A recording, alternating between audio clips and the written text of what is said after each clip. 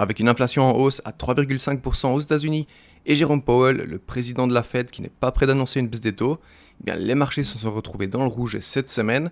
Je vais essayer de vous expliquer tout ça le plus simplement possible dans cette vidéo. C'est parti.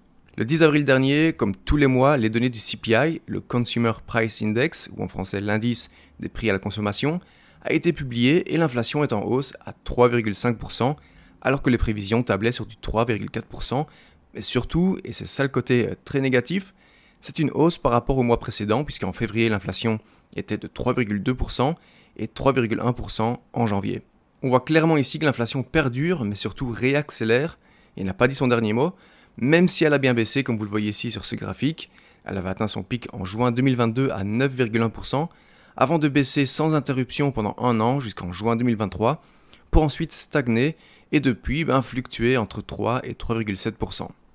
Cette inflation, en plus de grignoter le pouvoir d'achat des ménages, dicte, ou en tout cas détermine pour beaucoup la politique monétaire de la Fed, la Réserve fédérale américaine, car rappelons-le, l'objectif de la Fed, c'est d'avoir à long terme une inflation autour des 2%, et ici, à 3,5%, on en est encore loin.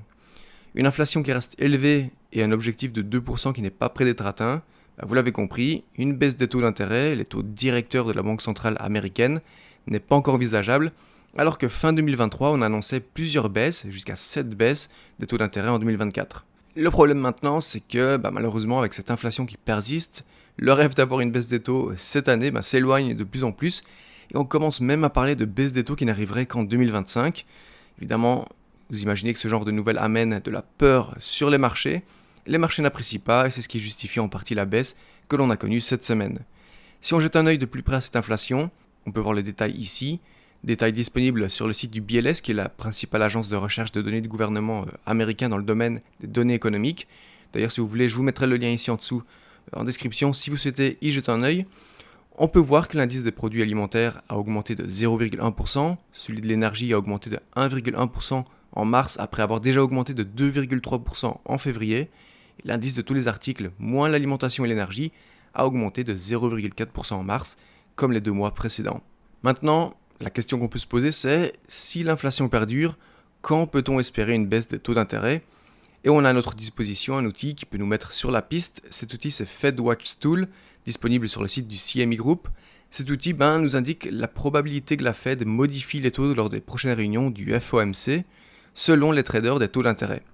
Donc retenez en gros que ça analyse les probabilités de changement des taux de la Fed et de la politique monétaire américaine sur base des données des prix des contrats à terme des fonds de la Fed à 30 jours.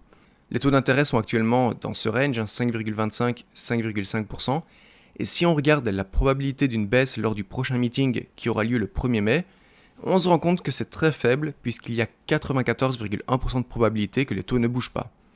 Si on regarde au meeting suivant, le 12 juin, là aussi on a une grosse probabilité, à 71,7%, que les taux ne bougent pas, 26,9% qu'ils baissent de 25 points, donc de 0,25%, et pour les plus ambitieux, 1,4% de chance qu'ils baissent de 50 points, autrement dit, ça n'arrivera pas. Là où ça change, c'est fin juillet, avec des probabilités très serrées, à 44,5% pour une baisse de 25 points et 43,5% de probabilité que cela ne bouge pas. Et pour le moment, c'est en septembre que là, la probabilité d'une baisse des taux est la plus importante. Pour le moment, lors de la réunion du FOMC du 18 septembre 2024, la probabilité d'une baisse de 25 points est de 44%, 26,6% pour une baisse de 50 points et 23,5% de probabilité qu'il n'y ait aucun changement. Maintenant, il faut savoir que ces données changent constamment. Donc, si vous souhaitez y jeter un œil, je vous mettrai également le lien de ce site ici en dessous dans la description. Bref, cela nous indique que le pivot de la Fed est bien réel.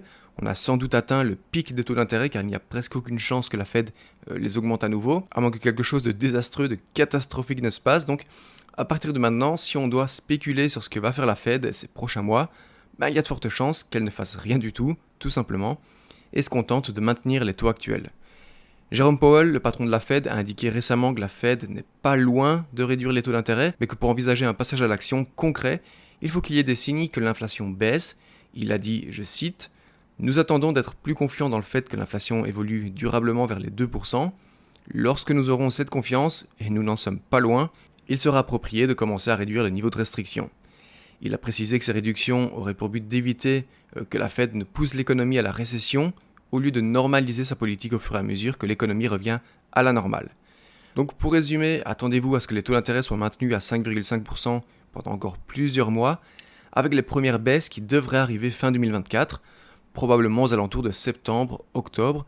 Mais encore une fois, attention car on ne peut pas prédire l'avenir et dans ma précédente vidéo, je vous avais partagé que les marchés s'attendaient à une première baisse en mars et vous l'avez vu, ce n'a pas été du tout le cas. Donc au final, il vaut mieux attendre et être certain que tous les indicateurs soient ouverts, quitte à commencer cette baisse de taux trop tard, et dans ce cas-là, ils peuvent accélérer la baisse, plutôt que de se précipiter et commencer à les baisser trop tôt. D'ailleurs, rappelez-vous, début 2022, la Fed s'était rendu compte qu'elle aurait dû commencer à augmenter les taux plus tôt pour combattre l'inflation, et c'est pour cela que tout au long de l'année 2022, on a vu plusieurs hausses de taux consécutives, parfois même très agressives, de l'ordre de 75 points à chaque meeting. Si on jette un œil à la bourse, depuis le début de l'année, les marchés sont en hausse, avec un S&P 500 en hausse de 8%, le Nasdaq 100 a une meilleure performance, plus 8,8%, le Dow Jones presque flat, 0,7%, et du côté de l'Europe, plus 6,3% pour le CAC 40. Donc si vous avez un portefeuille diversifié, il est fort probable que vous ayez depuis le début de l'année une performance positive. Ces derniers jours, après la publication des données de l'inflation et le speech de la Fed, vous imaginez, les marchés ont baissé. Le S&P 500 par exemple a fait moins 1,6% sur ces 5 derniers jours. Bref, vous le savez si vous êtes investisseur, nous n'avons pas la moindre idée de ce qu'il va se passer, donc le meilleur moyen c'est de toujours se focaliser sur le long terme, d'avoir une stratégie et de s'y tenir. Bien entendu, je vous tiendrai au courant de ce qu'il se passe avec la Fed, l'inflation et les taux d'intérêt sur cette chaîne, donc pensez à vous abonner si ce n'est pas encore fait, et vous pouvez également me suivre sur Instagram. Si vous cherchez un moyen de vous diversifier et que vous avez un capital disponible de minimum 10 000 $, je vous recommande vivement de jeter un œil aux options car ce sont d'excellents outils pour non seulement se diversifier, mais également hedger son portefeuille, se protéger et se positionner sur de bonnes entreprises solides tout en recevant des primes tous les mois. Si vous souhaitez en savoir plus, je vous invite à télécharger mon ebook gratuit disponible ici en dessous en description. Profitez-en également pour jeter un œil à Interactive Broker. C'est le courtier que j'utilise, c'est pour moi le meilleur courtier pour trader les options. Voilà les amis, c'est tout pour cette vidéo assez courte. Je trouvais intéressant de faire un point sur ce qu'il se passe sur les marchés. J'espère que vous avez apprécié cette vidéo. Si c'est le cas, je vous invite à me le faire savoir via vos likes, vos partages et vos abonnements. Les amis, merci à tous ceux qui ont regardé la vidéo jusqu'à la fin. Je vous laisse avec 2 autres vidéos qui devraient vous intéresser. Et en attendant la prochaine, je vous dis salut, ciao ciao.